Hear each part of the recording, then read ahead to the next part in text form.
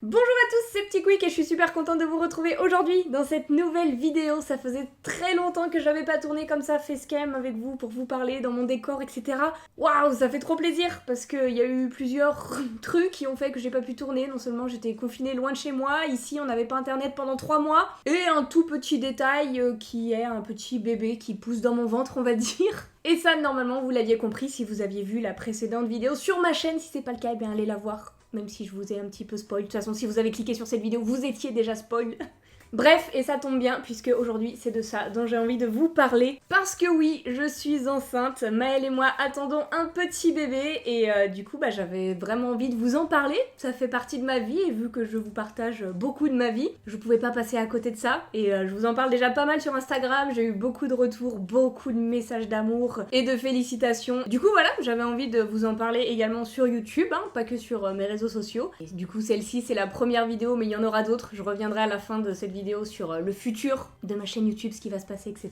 Mais avant ça, j'aimerais revenir faire un petit bond dans le temps sur mon premier trimestre de grossesse. Parce qu'à l'heure où je tourne cette vidéo, ça fait 4 mois exactement que je suis enceinte. Je commence le 5e mois. Mais il s'en est passé des choses. Et vu que j'étais pas très présente sur YouTube, ni même sur les réseaux sociaux pour diverses raisons dont je vais parler, eh bien j'ai pas pu vous raconter tout ça. Il a fallu que j'attende un petit peu avant de vous l'annoncer, c'était terrible de devoir garder le secret. Mais maintenant que tout le monde est au courant, eh bien nous allons parler de ma grossesse, mon premier trimestre, comment je l'ai appris à Maëlle, ou comment on l'a appris ensemble. Bref, vous allez savoir tout ça, toutes les questions que vous vous posez, on va y répondre dans cette vidéo puisque j'ai reçu beaucoup de questions sur Instagram notamment. D'ailleurs, n'hésitez pas à me suivre sur Instagram, hein, si vous n'êtes pas déjà abonné, je partagerai beaucoup plus sur ma grossesse quotidiennement là-bas que sur YouTube.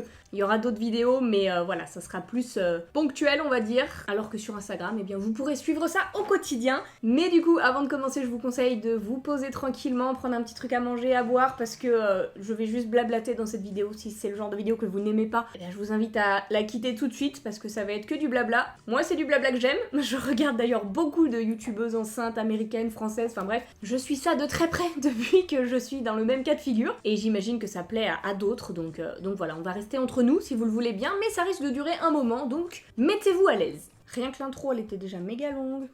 Bref, du coup, c'est parti, revenons sur mes 3 premiers mois de grossesse. Le premier trimestre, souvent le plus dur à passer. Ça y est, je suis enfin sortie du calvaire des 3 premiers mois. Vous allez comprendre après pourquoi. Mais voilà, commençons par le début. Quand est-ce que j'ai appris que j'étais enceinte? Non, même avant ça, le premier mois de grossesse, je vais pas vous mentir, il s'est pas passé grand-chose parce que même moi, j'ignorais que j'étais enceinte. Il se trouve que c'était entre mi-février et mi-mars. À ce moment-là, je suis partie une semaine au ski avec mes parents. Là, c'était la fiesta, hein, raclette, tartiflette, fondue savoyard, tout ce que tu veux. Le bon fromage que je n'ai plus le droit de manger actuellement, là, je me suis fait plaisir. Mais bon, j'ignorais que j'étais enceinte, même si, pendant ce séjour au ski, je commençais à avoir des petits doutes. Et je me souviens que j'étais en famille avec mes parents et mon frère, j'envoyais des SMS à Maëlle en lui disant « Maëlle, là, je sens qu'il y a un petit truc chelou qui est en train de se passer. Peut-être que je suis enceinte, je sais pas. » Et lui, il était resté à Paris et il était en stress. Parce que voilà, c'est quand même une grosse nouvelle. Et du coup, voilà, j'avais des doutes et je lui ai dit, écoute, je rentrais un dimanche à mon retour, il faut que t'achètes un test de grossesse, comme ça on sera fixé, on n'attend pas le lundi matin. Dimanche soir, je rentre, je fais le test et on sera fixé. S'il y a un bébé, s'il n'y a pas de bébé, achète le test et on verra. Du coup, moi, je continue ma petite semaine au ski. Il se trouve qu'au bout de 2 heures de ski, les 2 premières heures, j'ai fait une chute pas ouf, hein, vraiment une chute vraiment nulle. J'allais pas spécialement vite ou quoi, mais je suis très mal tombée. Et il se trouve que je me suis rompu le ligament croisé du genou droit. C'est très technique là ce que je suis en train de vous dire. Bref, j'ai mis fin à ma semaine au ski en 2 heures seulement, donc j'avais le seum. Ce pourquoi je me suis bien rattrapée sur les raclettes, tartiflettes et tout ça après, parce que je pouvais plus aller skier, donc je restais la journée avec ma maman qui skie pas non plus, et du coup on se faisait des petits restos, des petites crêpes l'après-midi dans des bars, comme ça on prenait le soleil, c'était quand même très sympa. Mais du coup il faut savoir que je faisais du ski, je suis tombée pendant que j'étais enceinte. Dieu soit loué, bébé n'a rien. Mais voilà, je ne le savais pas à ce moment-là, c'était encore le moment où je pouvais me faire plaisir, surtout au niveau de ce que je mangeais. Vous avez compris. Ce qui vous intéresse maintenant, je pense, c'est le jour où je suis rentrée de ce séjour au ski. et où j'ai fait ce fameux test de grossesse avec Maëlle qui attendait patiemment hein, de savoir le résultat, et il s'est avéré voilà que le résultat était positif. J'étais enceinte, on savait pas depuis quand puisque le test de grossesse ne nous dit pas depuis quand on est enceinte. Enfin il y en a sûrement des plus élaborés, nous le nôtre c'était juste un trait, deux traits, on savait même pas comment ça fonctionnait vraiment. Moi j'étais là avec le truc sur lequel j'ai fait pipi, j'étais en train de dire à Maëlle il y a 2 traits, ça veut dire quoi? Lui il avait la boîte de son côté, il fait oh 2 traits ça veut dire que t'es enceinte, oh là là oh là là oh là là. Enfin bref c'était la panique à bord parce qu'on s'y attendait pas. Voilà, c'était un petit bébé surprise. Et ouais, non, ce soir-là, du coup, j'ai pas eu vraiment à l'annoncer à Maëlle puisqu'on l'a découvert ensemble. Et vu qu'on cherchait pas spécialement à avoir un enfant et qu'il est arrivé comme ça, ça a été une grosse surprise. Voilà, une très grosse surprise. Donc ce soir-là, ouais, c'était vraiment juste le choc, quoi. Je peux pas vous dire, on a pleuré de joie, on a pleuré de tristesse, c'était juste choc, tu vois. Moi, j'en rigolais nerveusement. Maël, il était pareil que moi, et on disait trop rien quand on était là, qu'est-ce qu'on fait? La question a dû se poser au bout d'un moment, hein. On va pas... ça reste un petit bébé surprise, et puis au bout d'un moment, il faut prendre des décisions comme des adultes. Moi, je suis youtubeuse, ce qui n'est pas le métier le plus rassurant du monde pour élever un enfant. Maël est encore dans ses études, bon, il finit cet été, etc. Bref, il y avait beaucoup de questions qui se posaient quand même pour lui offrir le meilleur avenir possible. En gros, on va pas se mentir, c'est ça la question. Est-ce que cet enfant, on est capable de l'élever convenablement pour qu'il ne manque de rien, etc. Du coup, voilà, ça a été quelques jours de chamboulement, on va dire, où on se posait énormément de questions. Et ce qui est bien avec Maël, c'est qu'on se cachait rien et du coup, on pouvait en parler très librement. Et surtout, on se soutenait ensemble, puisqu'on pouvait le dire à personne. Personne d'autre n'était au courant que nous deux. Du coup, s'en est suivi tous les examens médicaux, prise de sang, tout ça, pour savoir depuis quand j'étais enceinte. Et après quelques jours de réflexion, on a décidé du coup de garder ce petit bébé puisque nous estimons que nous sommes prêts et qu'on sera capable d'assumer cet enfant pleinement et de lui donner la meilleure vie possible, on lui souhaite en tout cas. Du coup voilà, ça c'est comment nous avons appris que nous allions devenir parents, ce qui est un grand chamboulement, mais beaucoup de bonheur une fois que notre décision elle a été prise, c'était que du bonheur, jusqu'à aujourd'hui c'est encore que du bonheur et vous allez voir pourquoi. Enfin non, pas que du bonheur, vous allez aussi voir pourquoi. Du coup voilà, ça c'était le premier mois où il s'est pas passé grand chose, hein. Ça s'est arrêté vers mi-mars et j'avais pas de symptômes, j'ai juste eu un test de grossesse et une prise de sang qui m'ont confirmé que j'étais bien enceinte, mais à part ça tout allait bien et c'est après que les galères arrivent à partir du 2e mois. Et c'est ce dont nous allons parler maintenant. Le 2e mois, c'était clairement le plus compliqué parce que je sais pas si c'est le cerveau, le corps ou quoi, mais dès que j'ai su que j'étais enceinte, mais instantanément, hein, quasiment le lendemain ou quelques jours après, j'ai eu des nausées terribles, c'est-à-dire que je pouvais rien manger, j'étais malade H24 allongée dans mon lit, je n'avais aucun appétit, tout ce que je mangeais, ça me donnait pas du tout envie et du coup nausée quoi, nausée sur nausée, les nausées de la grossesse, je comprends enfin ce que c'est et c'est pas cool du tout, c'est vraiment pas cool, j'en pouvais tellement plus, ça plus la fatigue que ça engendre de porter un petit être avec les hormones, ton corps qui change et tout. J'étais extrêmement fatiguée, plus les nausées, c'était le combo HS. J'étais dans le lit H24. C'est pourquoi il n'y a pas eu beaucoup de vidéos sur cette chaîne, hein. Vraiment, je m'en excuse, mais là, je pouvais rien faire à ce moment-là. Du coup, je suis allée voir le médecin pour lui expliquer mes symptômes, m'a donné des médicaments pour apaiser les nausées. Ça allait à peu près, je pouvais remanger vite fait, mais ouais, terrible. Le 2e mois de grossesse, les nausées, horribles. Bref, avec les médicaments, ça allait un petit peu mieux. Et ce que j'ai pas précisé également dans mon histoire, c'est que à ce moment-là, nous étions confinés. Le confinement était tombé quelques jours avant. Et du coup, j'étais enceinte et confinée dans un appartement qui n'avait pas internet, je l'ai dit au début de cette vidéo. Pendant 3 mois, de fin février à jusque là, début juin, nous n'avons pas eu internet à l'appartement. Donc là, j'étais juste enceinte, malade, avec pas d'internet, pas de télé, je pouvais pas me divertir, on avait juste nos téléphones portables, mais au bout d'un moment, la 4G, ça dure pas 100 ans, tu vois. Et là, il a fallu prendre une décision, c'était soit on restait comme ça dans notre galère avec une complexité pour avoir des rendez-vous médicaux, vous imaginez même pas. En région parisienne, si t'as pas de médecin traitant, si t'es pas là depuis 15 ans, tu trouves jamais un médecin dans ta ville, tu dois faire 20 minutes de route, aller 20 minutes de route, retour pour avoir un médecin qui accepte de t'accueillir. C'est des galères qu'on a vécues et je me voyais pas faire ma grossesse comme ça, je savais pas quand est-ce qu'on allait être déconfiné et je savais bien que je devais avoir des rendez-vous avec des gynécos, des trucs plus importants qu'un médecin généraliste qui me donne des médicaments pour les nausées, vous voyez. Et c'est là qu'on a réfléchi avec Maël que la plus sage des décisions, c'était que lui retourne chez ses parents temporairement pour avoir une bonne connexion internet pour télétravailler, puisque lui il télétravaillait à ce moment moment-là. Et moi, j'ai décidé de rentrer chez mes parents en région nantaise, bon, qui n'ont pas une bonne connexion internet, mais ça, on s'en fout. Mais au moins pour pouvoir me faire soigner, quoi, et vivre dans un cadre un peu plus sympa, on va dire, qu'un appartement sans jardin. Là, voilà, j'étais chez mes parents, ma maman qui prenait soin de moi, etc. Bref.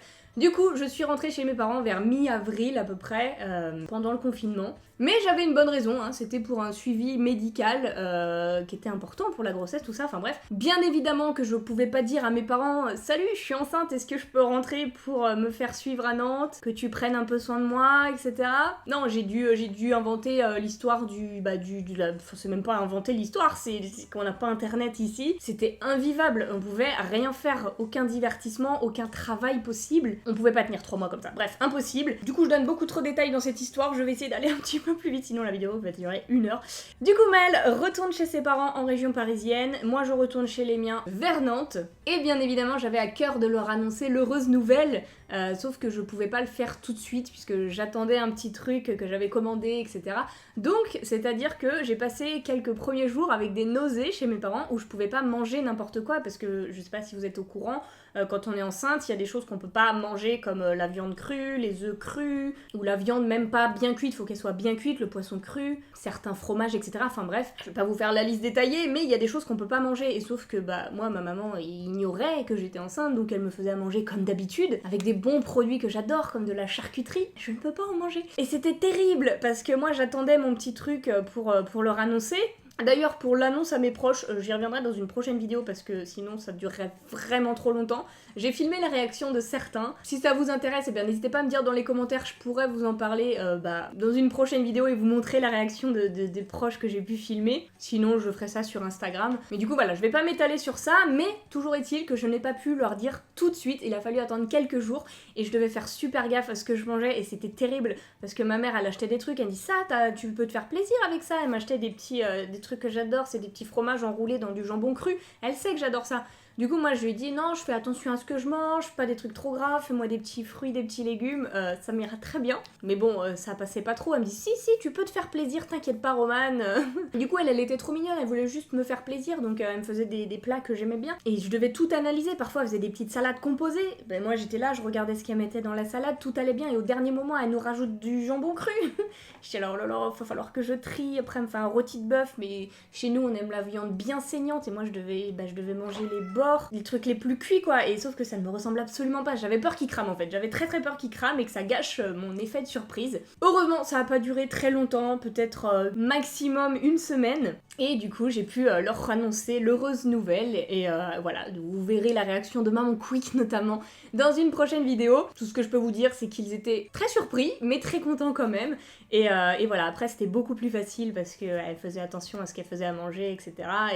Et j'avais plus peur de faire de boulettes, tout simplement. Et ce qui m'a aussi beaucoup aidé d'en parler à mes parents, c'est que ma mère, elle connaît ça, elle a eu 4 enfants. Ma sœur, qui a accouché également en mars, elle a déjà 2 enfants. Enfin bref, on baigne dedans, hein, chez nous, les enfants. Donc, elle savait tout ce que je devais faire absolument. Moi, j'arrive pomper l'up, je lui dis coucou, le confinement, c'est mieux ici. Elle me dit, ouais, mais est-ce que t'as fait ta première échographie? Il faut prendre rendez-vous et tout. Moi je dis, ah bah première échographie, maman, un écho de 2e mois, calmons-nous, on a le temps. Moi je suis pisse, tu vois, je me dis, tranquille. Elle me dit, mais non, il faut faire un truc à 12 semaines, là, t'es à combien? Je fais, bah moi j'en sais rien, combien je suis. Enfin, pour être honnête avec vous, ça faisait 2 ans que j'avais pas vu ma gynéco. Parce que moi, c'est pas un truc avec lequel je suis très précautionneuse, on va dire, noter la date de mes dernières règles, etc. Ça me passe au-dessus, donc moi, à chaque fois que je voyais les médecins qui me disent date des dernières règles, etc., je dis, bah j'en sais rien. Du coup, on savait pas depuis quand exactement j'étais enceinte, mais il faut savoir qu'à 12 semaines, il faut faire une échographie pour savoir si tout va bien pour le bébé, s'il y a des tests à faire pour la trisomie, savoir si j'ai le droit de manger certaines choses ou pas, parce qu'il y a des immunités, genre à la toxoplasmose, j'y reviendrai un petit peu après, bref, il y a plein de trucs à faire, mais moi j'ignorais. Bon, je savais que ça faisait pas 6 mois non plus que j'étais enceinte, mais bref, c'était quand même un petit peu pressé. Et aller trouver un rendez-vous gynéco en plein confinement, quasiment du jour au lendemain, ou au moins pour la semaine d'après, parce que ça pressait, quoi. C'était pas évident. Heureusement, Dieu soit loué, je suis suivie par la meilleure gynéco du monde. Elle est extra, je l'adore, franchement. C'est aussi pour ça que j'avais envie de me faire suivre à Nantes, parce que je sais comment elle est, et j'avais envie que ce soit cette femme-là qui suive ma grossesse. Et du coup, imaginez le truc, moi je l'appelle, je dis salut, ça fait fait 2 ans qu'on s'est pas vu, maintenant j'attends un bébé, qu'est-ce que je dois faire? Là tu me prends pour la pire quoi, genre... Non enfin bref, elle a été très très sympa parce qu'elle a dit ok, alors il faut faire ci, ça, il vous faut un rendez-vous pour une échographie, sauf que là vous trouverez jamais, il faut faire ça la semaine prochaine et tout. J'ai dit ah, bah du coup on fait comment? Elle fait bougez pas, je vous trouve ça. Le lendemain je recevais un mail, vous avez rendez-vous telle date, etc. Mais genre... un amour quoi, elle m'a tout organisé et du coup j'ai pu tout bien faire en temps et en heure et tant mieux. Heureusement qu'elle était là et du coup bah heureusement que je l'ai annoncé assez rapidement à maman Quick parce que sinon moi j'allais laisser traîner tu vois tranquille, mais bon. Tout va bien. Du coup, on a fait la première échographie du bébé pendant cette période-là, pendant le 2e mois. Malheureusement, le papa, du coup, était confiné à Paris, Maël était pas là, donc il a pas pu assister à l'échographie, et ça, c'était juste trop triste. Mais bon, que voulez-vous, confinement oblige, je préfère qu'il ne puisse pas assister à la première échographie, mais qu'il puisse assister à la naissance. D'ici novembre, normalement, ça devrait aller, mais je sais que les personnes qui ont accouché pendant le confinement, ils ont pas forcément pu assister... notamment les papas, j'allais dire notamment les papas, oui, les mères ont assisté à la naissance des enfants, ça me paraît assez logique. Mais voilà, en gros, Maël n'était pas là et du coup, il a pas pu assister à la première échographie. Mais du coup, j'étais avec ma maman qui était là, qui a pu assister à la première échographie du bébé. Au moins, j'étais pas toute seule. Je m'inquiétais pas spécialement, mais juste, je savais pas à quoi m'attendre. Il y avait ma mère qui était là, bon, je m'en fiche, je partage tout avec ma mère. Et du coup, vient l'heure de la première échographie. Et c'était un moment mais incroyable, c'est indescriptible. Tout le monde vous dit ça quand vous n'êtes pas parents ou quoi, mais les mères qui ont vécu ça, ou même certains papas sûrement ressentent la même chose, mais c'est la première fois que vous voyez votre bébé, et moi je pensais qu'à ce stade-là, ça ressemblait à... je sais pas, un M&M's, tu vois, genre ça ressemblait à rien. Et non, en fait, à 12 semaines, ça ressemble à un bébé, genre vraiment. J'ai vu ses mains, ses pieds, ses jambes, sa tête, enfin tout. Il bougeait vraiment, et ben je le sentais pas du tout à l'époque. Mais j'étais fascinée, genre j'avais le masque, parce que du coup on était obligé d'avoir des masques pour les mesures anti-Covid. Et derrière mon masque, j'avais un smile pendant 1 heure, pendant toute l'échographie. Et j'arrivais pas à m'arrêter de sourire parce que c'était incroyable de voir le bébé bouger, même de le voir tout simplement, entendre son cœur et tout. C'était le moment le plus magique du début, depuis que je sais que je suis enceinte et tout, c'était incroyable. Ce moment était indescriptible. Faut le vivre pour savoir ce qu'on peut ressentir parce que sincèrement, j'avais les larmes aux yeux quoi, genre j'en avais des frissons et tout. Et là j'ai qu'une hâte, c'est de retourner faire une échographie pour revoir mon bébé. C'est fou, c'est l'instinct maternel je pense et ça ne s'explique pas, c'est juste magique. Ah, ce que je vous ai pas dit également pendant cette échographie, c'est qu'il faut savoir que ce bébé est déjà extrêmement têtu et qu'il fait rien comme tout le monde, c'est-à-dire que il était pas dans la bonne position, il tournait le dos. Normalement les bébés c'est bien à plat, allongé, enfin normalement il n'y a pas de norme, mais voilà, pour quand on fait une échographie, le mieux c'est qu'il soit allongé sur le dos, puis qu'il nous montre bien tout pour pouvoir le mesurer. C'est important à ce stade-là de devoir le mesurer, c'est impératif pour savoir la date du terme et puis voir si tout va bien sur le développement du fœtus quoi. Sauf que il voulait pas, donc on a tout essayé, la pauvre gynéco elle était là en train de taper sur mon ventre, elle appuyait et tout, je voyais mon bébé, c'est comme ça sur l'échographie, je sais pas s'il a trop kiffé, je pense pas, mais il voulait pas se tourner, il lui montrait son dos, il faisait comme ça avec sa main et tout, et rien à faire. Du coup, on a essayé pendant 1 heure, il voulait pas bouger. Ah, il se tournait, mais jamais dans le bon sens comme il fallait. Du coup, elle nous a dit, écoutez, allez marcher une demi-heure et revenez, quoi, parce que là, il faut absolument qu'on le mesure. Donc voilà, on a été faire un petit tour avec ma mère, je faisais des squats et tout pour le faire bouger, parce que j'avais envie de le mesurer, savoir quand est-ce que j'allais accoucher, enfin la date du terme en gros. Et après avoir marché un petit peu dans la clinique et autour, nous avons pu enfin mesurer bébé. Je sais plus combien il faisait exactement, mais c'était un tout petit truc, hein. C'était pas un M&M's, ça ressemblait à un bébé, mais c'était pas gros quand même. Ce qui nous a donné la date du terme, je vous avais mis novembre 2020 pour, dans la vidéo je vous l'ai annoncé, et la date exacte c'est le 18 novembre, donc voilà, ça pourra être un peu avant, un peu après, je ne sais pas. En tout cas, la date qu'on m'a donnée, c'est le 18 novembre pour bébé. C'est pour ça que là, au moment où vous voyez cette vidéo, je suis à la fin du 4e mois. Et voilà, c'était le petit moment magique que j'ai pas pu partager avec Maël, malheureusement. Mais bon, j'ai quand même pu lui partager les photos de l'échographie, puisque après on repart avec des photos de notre bébé, tout ça. Donc il a pu voir que ça. Malheureusement, c'était trop tôt pour savoir le sexe. Elle nous a dit, non, il faudra attendre. Donc à ce moment-là, on ignorait le sexe du bébé, hein, on l'ignore toujours à l'heure actuelle, mais j'y reviendrai un petit peu plus tard. Mais ouais, j'en attendais pas plus finalement que ça, et juste ça, c'était incroyable. Du coup, juste après cette échographie, j'ai appris qu'il fallait que je fasse encore plein d'autres prises de sang, des tests, je vous ai dit pour la trisomie, tout ça. Savoir également si je suis immunisée contre la toxoplasmose, puisque c'est une maladie qui n'est pas du tout dangereuse pour l'adulte, mais qui peut avoir des conséquences graves sur le fœtus, le bébé. Donc malheureusement, je ne suis pas immunisée. C'est devenu très rare, hein, j'ai l'impression, chez les jeunes mamans, parce que à l'époque, ma mère, elle me racontait, enfin du coup, parce que j'en ai discuté avec elle, que la plupart des femmes étaient immunisées. Je sais pas si c'était des enfants qui jouaient plus dans la terre ou quoi, mais une fois qu'on l'attrape, c'est comme la varicelle, on peut plus l'avoir, et le bébé, du coup, bah voilà, une fois qu'on est enceinte, on peut plus l'avoir, ça ne risque rien pour le fœtus, et auquel cas, on peut manger de la viande, de la charcuterie, etc. Mais ce n'est pas mon cas, je ne suis pas immunisée alors que j'ai des chats, et les chats sont souvent porteurs de toxoplasmose, enfin c'est un facteur de risque. Le seul avantage que j'ai gagné pendant à cause de cette non-immunité, c'est que depuis, eh bien, je ne vide plus la litière des chats. Et c'est Maëlle qui s'en charge. Du coup, pendant que j'étais chez mes parents, c'est maman qui s'en chargeait. Mais c'est le seul avantage, parce que quand je les vois manger de la viande bien saignante et de la charcuterie ou du saucisson ou quoi, bah là, je préférerais vider les cacas des chats, vous voyez. Du coup, voilà comment s'est passé ce deuxième mois de grossesse. Ça a été quand même très mouvementé entre les nausées, la fatigue, l'échographie, tout ça. Ce mois, je l'ai pas vu passer, hein. Il est passé en un éclair. Il a fallu que je change mes habitudes alimentaires. Ça a été le moment aussi des achats des premières crèmes pour les vergetures, parce que oui, c'est un truc qu'il faut savoir, les amis. J'ai changé de morning routine et night routine, puisque tous les matins et tous les soirs, je dois me passer des crèmes anti-vergetures sur tout le corps. Mais bon, après, c'est pas la partie la plus désagréable, quoi. Enfin, c'est juste des crèmes à se passer. Mais c'est des habitudes à prendre que je n'avais pas. Voilà, ça c'était pour le deuxième mois. On passe maintenant au troisième mois. Je sais pas passer grand chose. Quand même, il y a eu des moments importants. Mais juste, ça allait déjà beaucoup mieux au niveau des nausées, de la fatigue et tout.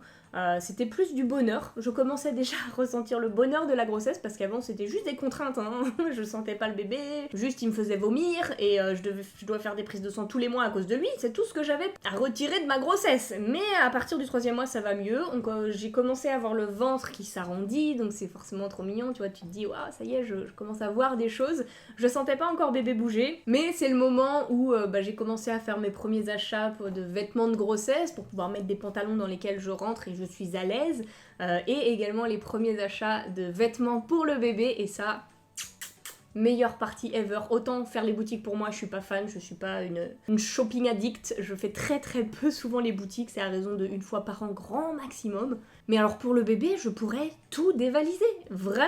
Heureusement que je connaissais pas le sexe, parce que du coup, je devais me focus que sur des trucs assez neutres et unisexes, donc du truc blanc, voilà, j'ai acheté des petits pyjamas, des petits bodys. Mais si j'avais su le sexe, les gars, je serais repartie avec tous les articles du magasin. Sincèrement, c'est beaucoup trop mignon. Et bon, je sais qu'il faut pas acheter grand chose et tout, mais c'est là qu'on a fait les premiers achats de vêtements. Et c'est là que tu commences à ressentir le bonheur, quoi, d'attendre un enfant. Et ça fait partie des plaisirs que de lui acheter des petits vêtements, entre autres.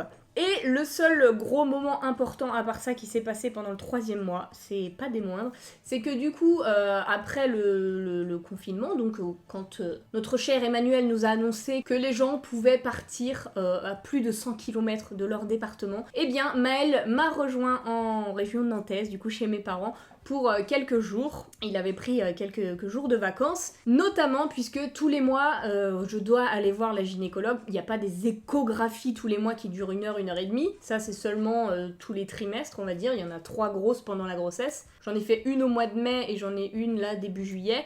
Mais voilà, quand on a le suivi de grossesse, ça dépend des gynécos, des cliniques, etc. Mais il se peut qu'il passe quand même comme une échographie. Il montre le bébé pour voir si tout va bien. Ça dure 5 minutes, top chrono, et après ça nous dit que tout va bien normalement, c'est ce qui s'est passé pour nous, et après elle te dit bah voilà, on se revoit le mois prochain, c'est juste un contrôle. Mais on s'est dit avec Maëlle que pendant ce contrôle il était possible que nous apprenions le sexe du bébé, et surtout que Maëlle, même si ça dure que 5 minutes, il puisse avoir la chance de voir le bébé et ressentir le bonheur que moi j'ai ressenti pendant la première échographie. Donc voilà, c'est ce qu'on espérait. Donc il est venu avec moi au rendez-vous, même s'il n'y avait pas trop loin, normalement c'était une personne, mais encore une fois la gynéco incroyable, je lui dis ouais, il peut venir avec moi et tout, elle m'a dit oui, y a pas de souci et tout, trop mignonne quoi. Donc il est venu avec moi et on a bien eu l'échographie de contrôle, donc elle nous dit tout va bien, tout ça, et puis on lui a glissé un petit on espérait connaître le sexe, est-ce qu'on peut le savoir, etc. Alors Attention, je mets tout de suite le panneau warning. Nous avons eu une estimation du sexe du bébé que je ne vous dirai pas dans cette vidéo, ce sera une vidéo complètement à part, parce que c'est une annonce bien trop importante. Mais c'est pas sûr à 100%, il faudra attendre vraiment l'échographie de début juillet pour savoir 100% le sexe du bébé, enfin on n'est jamais sûr à 100%. L'erreur est toujours possible, mais elle nous a dit, moi je pense que c'est... Voilà, un garçon ou une fille, elle nous a dit quelque chose comme ça. Et Maëlle a pu voir le bébé, mais encore une fois, il était mal positionné ce bébé. Et je sais pas comment il fait, il faisait le poirier là, elle nous a dit il est dans une position chelou. Mais vu que là, elle avait pas besoin de le mesurer, de le faire bouger ou qu'il soit à plat ou quoi, bah voilà, normalement ça dure 5 minutes, même pas, donc elle allait pas prendre son temps. Déjà, elle a cherché un petit peu pour nous annoncer le sexe, elle a été bien gentille. Mais du coup, ça faisait un petit truc à Maëlle. Et il a pu voir son bébé pendant un certain temps et on a pu avoir une estimation du sexe qu'on confirmera début juillet, on croise les doigts. Mais voilà, ça c'était le 3e mois. Du coup, bah voilà, on en est... Voilà, j'ai raconté le premier trimestre, je sais pas combien de temps a duré cette vidéo, j'ai encore d'autres choses à vous dire, ne quittez pas. Mais globalement, voilà comment ça s'est passé. Donc vous voyez que ça va crescendo, on a la surprise, la partie un peu relou avec les nausées, et ensuite le bonheur, et depuis, ce n'est que du bonheur. De toute façon, je vous tiendrai au courant de ce qui se passe, hein. Je referai une vidéo pour le 2e trimestre.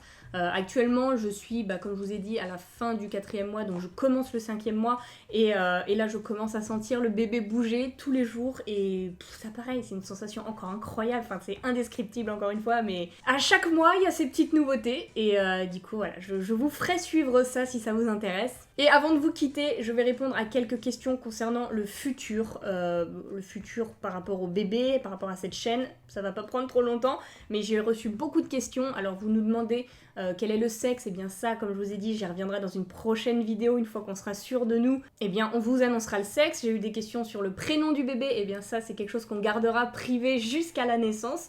Même nos proches ne sont pas au courant de ça, et c'est comme ça évite non seulement les critiques, mais en plus, ça garde une petite part de mystère, quoi. Après, j'ai eu beaucoup de questions sur est-ce que j'allais montrer le bébé dans mes vidéos, ou sur Instagram, en Insta Story, ou je ne sais quoi. C'est quelque chose dont on a discuté avec Maëlle, parce que c'est vrai que la question se pose. On n'est pas contre, c'est pas quelque chose qui nous freine, dans la mesure où nous, en fait, on est juste fiers de notre enfant, on est déjà fiers de ce bébé alors qu'il n'est pas encore sorti, mais ça deviendra pas non plus le truc premier de cette chaîne. Voilà, ce sera pas que des vidéos bébés, et du coup, j'en viens au futur de la chaîne. Je resterai petit quick, voilà, et ce sera moi qui partage ma vie, donc il y aura du bébé qui sera là, il y aura des ouvertures de Funko Pop, de collections, de Mystery Mini, de je ne sais quoi, de tous les boosters que je peux ouvrir. Ça je continuerai bien évidemment puisque ça me passionne toujours, donc voilà. Pour ceux qui se posaient la question de savoir si le fait d'avoir un enfant allait me faire arrêter les vidéos, eh bien non, évidemment que non, j'adore ça, c'est mon travail, c'est mon métier, et c'est le meilleur métier du monde, donc je n'ai aucune raison d'arrêter. Juste, je parlerai en plus de ma grossesse, de mon bébé, après le bébé, après qu'il soit né, eh bien je partagerai d'autres moments avec lui, et on verra, mais en tout cas, l'essence même de cette chaîne restera la même, c'est-à-dire je partage tout ce que j'aime, et vu que j'aime mon bébé, je vous le partagerai probablement. Du coup voilà, je pense qu'on a fait le tour, ça fait 1 heure que je suis en train de parler devant cette caméra, j'espère que la vidéo sera un peu moins longue pour vous, même si j'ai peur que ce soit un peu long, mais bon, je vous avais prévenu avant de commencer.